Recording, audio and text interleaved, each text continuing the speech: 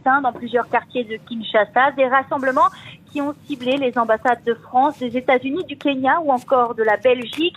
Alors plusieurs incendies ont été signalés et maîtrisés. Le bâtiment de l'ambassade du Rwanda a lui aussi été pris pour cible par les manifestants. Une partie du bâtiment a été saccagée, des voitures ont été brûlées, quelques magasins de la capitale comme des supermarchés ont été pillés.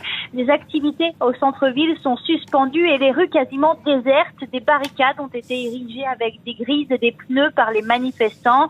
La police est déployée pour tenter de sécuriser les lieux ciblés par les manifestants.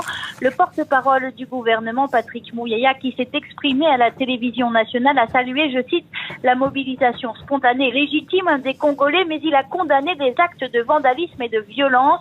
Le ministre de l'Intérieur, Jacquemain Chabani, a lui aussi appelé et a lancé un appel au calme. Alors ces jeunes, ils ont laissé éclater leur colère. Ils dénoncent un manque d'engagement des pays européens et des États-Unis, notamment face au combat dans l'est du pays.